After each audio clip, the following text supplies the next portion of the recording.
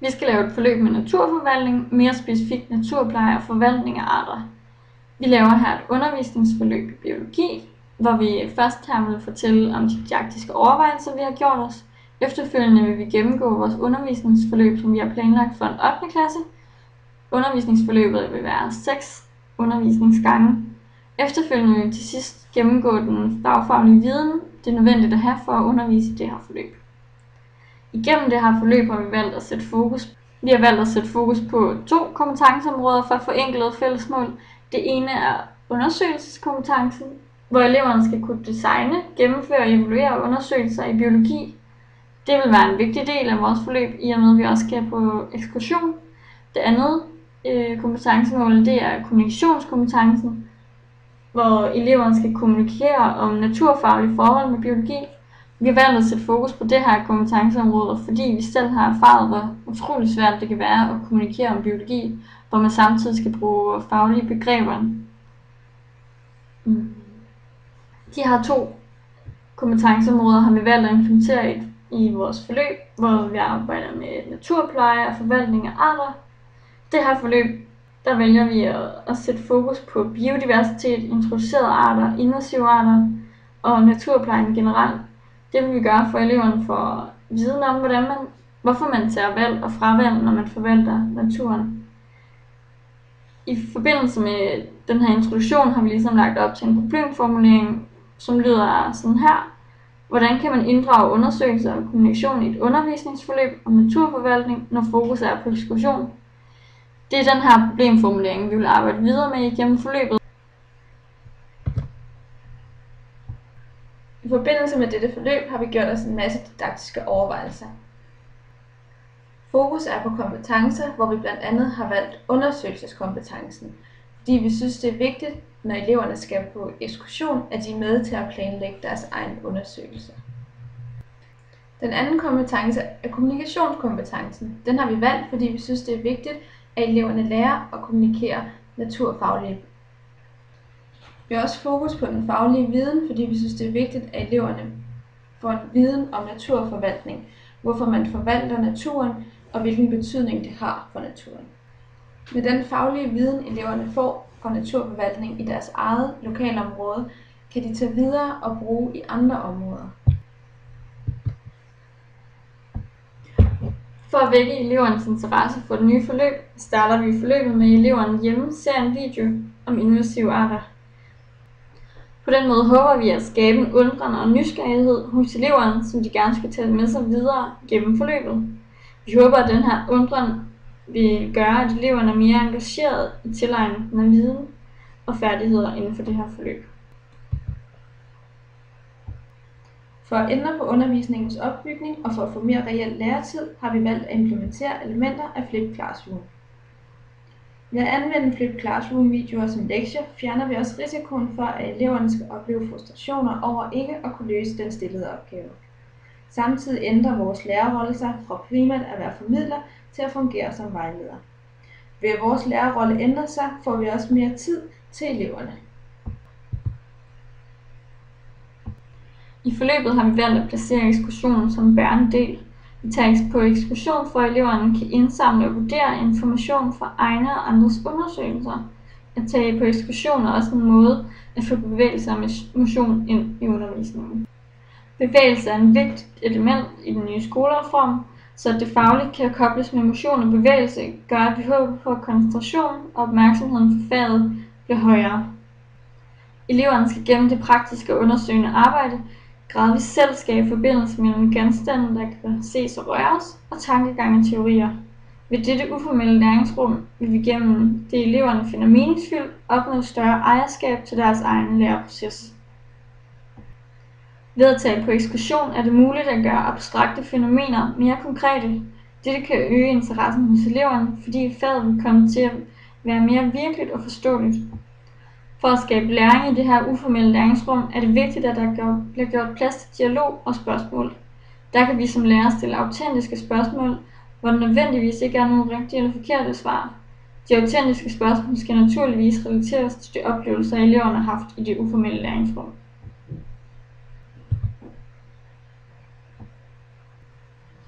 I dette forløb har vi fokus på kommunikationskompetencen. Derfor vælger vi, at eleverne skal arbejde i grupper det meste af forløbet, og til sidst i forløbet skal de lave et rollespil. Rollespillet skal være med til at styrke elevernes evne til at diskutere sig frem til en handlemulighed på baggrund af forskellige interesser. Rollespillet gør også, at eleverne bliver vant til at stå foran hinanden og formidle deres faglige viden ud til andre. I og med at vi vælger, at eleverne skal spille en rolle, stiller vi også stor krav til deres undersøgelse af rollens holdning og viden. På den måde skal eleverne arbejde struktureret og fokuseret samt forholde sig kritisk til deres viden på området. For at evaluere forløbet bruger vi 2 forskellige evalueringsformer, samtidig med at vi også kigger efter tegn på læring gennem hele forløbet. Først og fremmest anvender vi rollespillet og den efterfølgende samtale i plenum til at evaluere på gruppens arbejde og hvad de skal fokusere på fremover. På denne måde evaluerer vi eleverne i de andres arbejde. Hermed skal de kunne vurdere kvaliteten af egne og andres kommunikation og naturfaglige forhold. Hvis det lykkes i det her, vil de komme op på det højeste taksonomiske niveau i Blooms taksonomi. Den anden evalueringsform, vi anvender, er en Google Formula. Her skal eleverne ved hjælp af en multiple choice spørgsmål og forklaringsspørgsmål formulere deres holdning til det afsluttede forløb.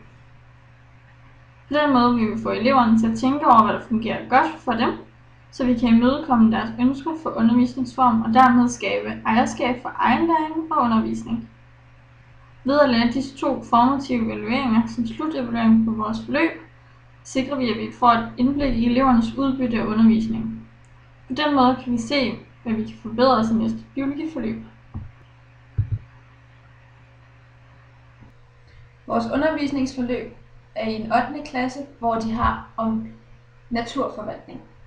Forudsætningerne for, at vi kan lære dem noget om naturforvaltning i deres eget område, er, at de har kendskab til det område, de bor i. Vi tager også udgangspunkt i forenklede fælles mål, som blandt andet lyder: eleverne kan indsamle og vurdere data fra egen og andres undersøgelse. Eleverne kan diskutere miljøpåvirkningens betydning for biodiversitet. Eleverne har viden om biodiversitet. Eleverne har viden om metoder til at formidle naturfaglige forhold. Resten af de forenklede fælles mål kan se i vores bilag. Den første undervisningsgang, eleverne skal have i naturforvaltning, er der et opstillet læringsmål, der lyder: eleverne skal tilegne sig viden om naturpleje, invasive og introducerede arter. Vi har samtidig nogle rammefaktorer, som vi skal holde os inden for. Eleverne sidder i et faglokale, hvor der er smartboard, og tiden er samtidig en rammefaktor, hvor vi skal holde os inden for den tidsplan, vi har. Og til sidst er der diverse udstyr, som hører med til det her faglokale. Vi starter undervisningsgangen med at gennemgå målet for dagen samt planen for dagen, så eleverne har styr på, hvad der skal ske. Derefter skal vi starte op på det nye emne, som er naturpleje og forvaltning af arter. Derhjemme har eleverne set en video om invasive arter, og den vil vi så tale videre om, så eleverne til sidst får en forståelse af introducerede og invasive arter, samt med naturplejere. Den her samtale den foregår i plenum med en masse autentiske spørgsmål. Efter den samtale skal eleverne i gang med en opgave, hvor de skal undersøge, hvordan introducerede arter kommer til Danmark, og hvad der videre sker med dem.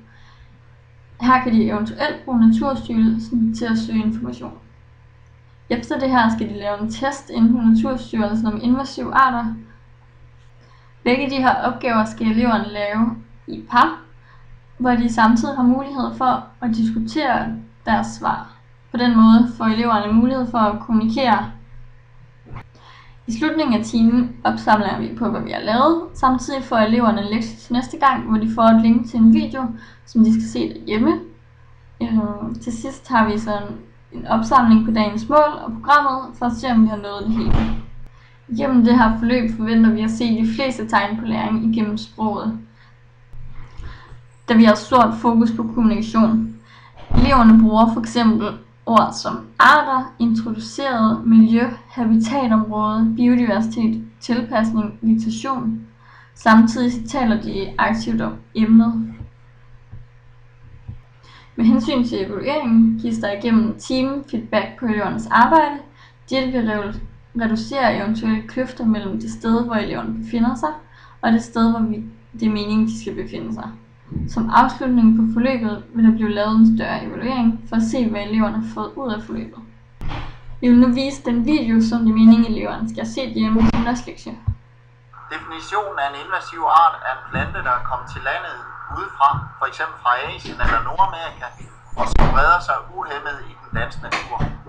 Resultatet er, at vi ender med en meget ensartet natur, hvor der kun er plads til en eneste plante, som overskygger alt andet, og som ødelægger samtlige rekreative værdier.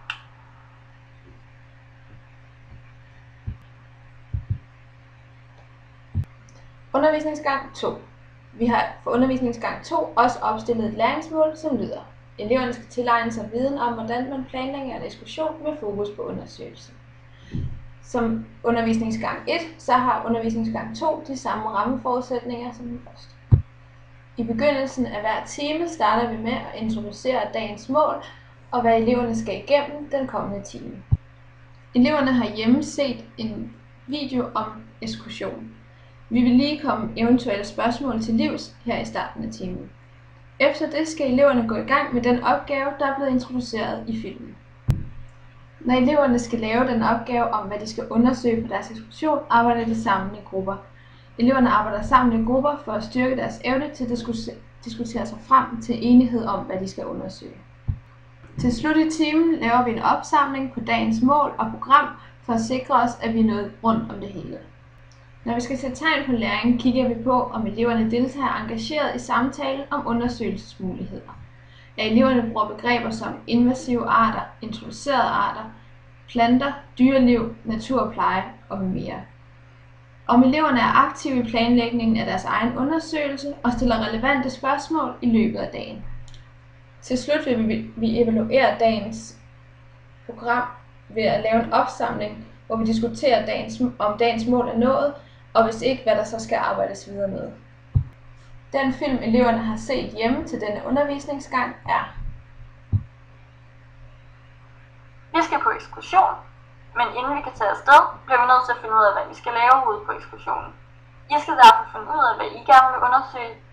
Efter det skal vi til at planlægge jeres undersøgelser, og til sidst skal vi lave en pakkeliste, hvor vi finder ud af, hvad I skal have med.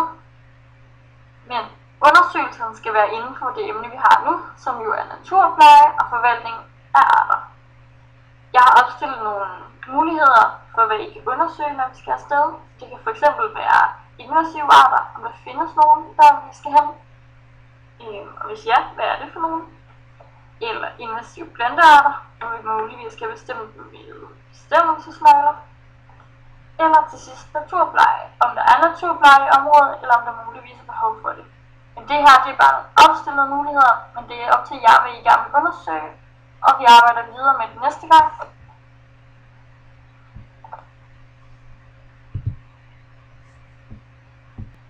Undervisningsgang 3 er selve ekskursionsgangen. Her er målene for eleverne, at de skal kunne tilegne sig viden om færdsel i naturen. De skal undersøge området med fokus på deres egen undersøgelsesvalg. Her er læringsforudsætningerne, at eleverne har udarbejdet en relevant undersøgelse og med fokus på naturpleje.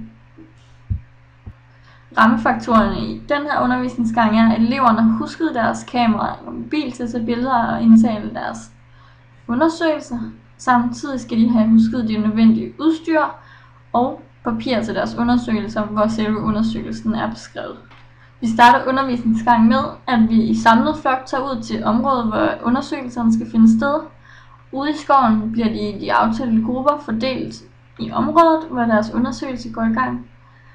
Samtidig skal eleverne i grupperne filme eller indtale deres resultater og opdagelser.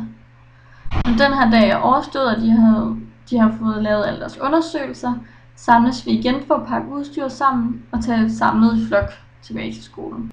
Tegnene for din undervisningsgang er, at eleverne aktivt deltager i undersøgelsen og kommunikationen af deres resultater, og eleverne anvender deres udstyr korrekt og derved hjembringer korrekt data. Selve evalueringen af den undervisningsgang er, at vi som undervisere observerer elevernes anvendelse af deres viden til at gennemføre undersøgelsen.